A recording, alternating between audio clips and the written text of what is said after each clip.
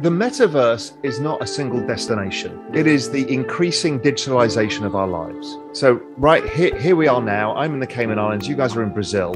This is basically a metaverse experience. This is a digital experience that did not exist 5-6 years ago. So, and we now take it for granted. So there's a lot of people, like half of the entire staff at Real Vision, I've never met in person because of this new metaverse. Distributed workplaces are basically metaverse experiences.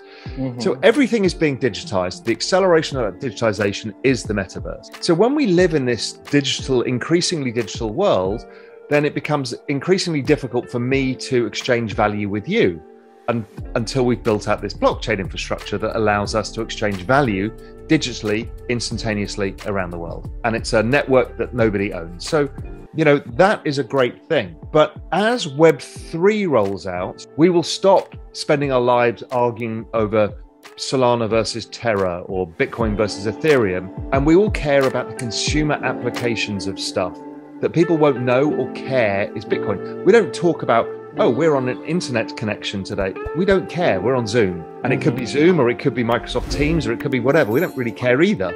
I don't even know what computer you're on. You don't know what I'm on, what internet network you're on. None of that matters. But it's the consumer application that's going to come. And NFTs were the first sight of a consumer application. They're still very geeky. It's still a crappy environment. The wallets are still impossible. Most people don't understand why you want to own a stupid picture of a monkey. You know, none of this really makes sense. The art market was a little more understandable. But, you know, my guess is once large communities of culture, so music and sports predominantly, and probably fashion, those three are probably the largest cultural influences in the world. Once they start adopting it, which is happening at NFT level, but I think it's also going to happen at social tokens level, then we will all understand what it means to have the Web3 idea of a stake in a network. And that's the game changer. And we won't think of it as a cryptocurrency or whatever thing. It's like you're participating in that network.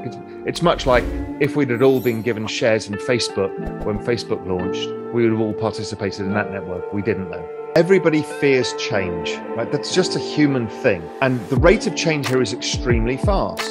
So the gamers were a distinct group of people that had their little world and they knew how it worked. This other world has walked into their world and said, hey, we can bring value where you can move this stuff across games and you can own your things. They're like, back off, this is ours. And it's the same that Jack Dorsey's having with... Also Discord integrating.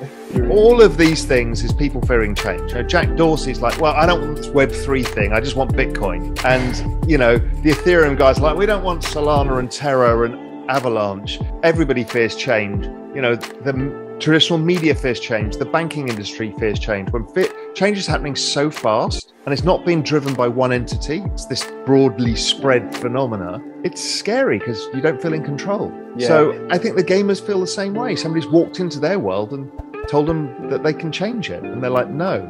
Yeah, so, you know, I've been toying with the idea. I first started thinking about, can we earn a universal basic income in this new digital world? And we're seeing it in things like Axie Infinity, right? There's ways you can earn a living by working for a community and getting paid in tokens or fiat. So that becomes interesting. So now you've got jobs. I mean, I've just hired an architect firm in crypto voxels who built the Real Vision headquarters. I paid them in ETH. On the MetaVerse. Yeah, in the MetaVerse. There is no, yeah, that's a whole different thing. That didn't exist before.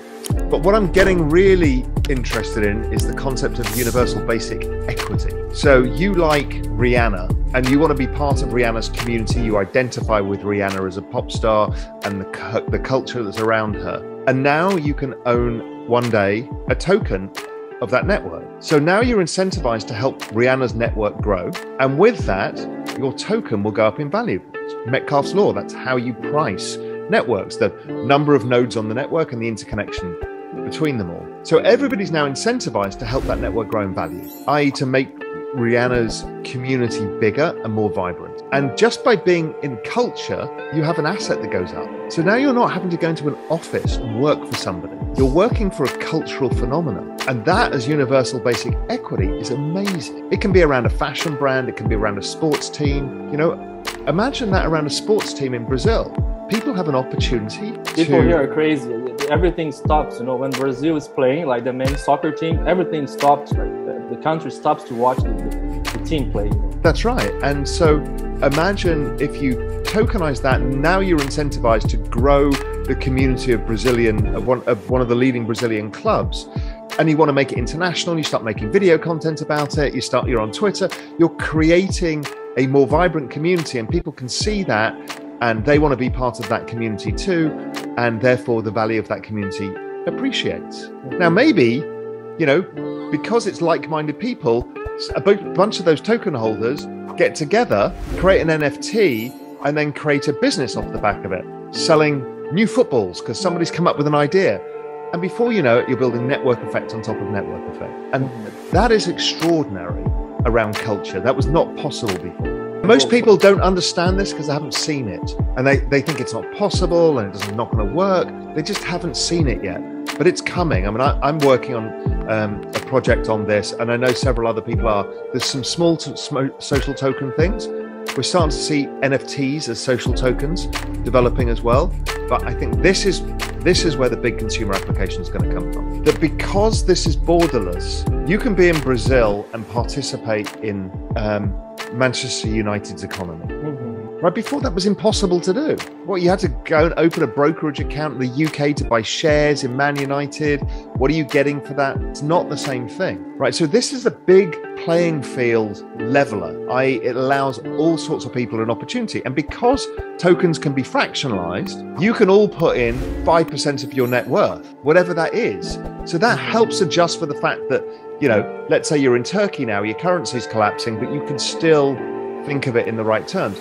Also, because these things are priced in different currencies, it gives people the opportunity to avoid devaluation of their own currencies. Do you think the metaverse is a chance for our human society to have a more fair economy? So yes and no. Yes, because of the things we've talked about it basically opens up wealth creation opportunities on an equal playing field.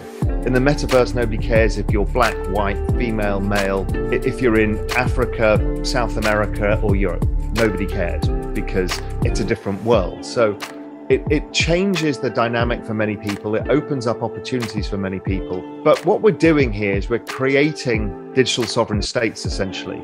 Because if you think about it, we've got many of these, even the bankless DAO has an organizing set of principles. You have kind of a set of rules, a mission, and you've now got a system of money. You've basically created a state. Now, what's interesting is tokenization is a supercharging of behavioral incentives. This is why it's spreading so fast. And behavioral incentives can be used for great means or bad means. So, you know, the purpose of what you're doing is to spread the word and communicate this whole new revolution. But somebody else can set up a DAO with a token that has completely the opposite. So, and it's going to be very powerful. It's basically what social media did, was split people into different buckets. Polarization also. But this incentivizes them in a more powerful way because there's a system of money attached. So you have to be careful. But my guess is, generally speaking, communities want to do good. It's actually quite difficult to organize a community that wants to be evil. And so I think with this more distributed nature of the membership of these large communities, it will tend to err towards the good side than the negative side, but not always.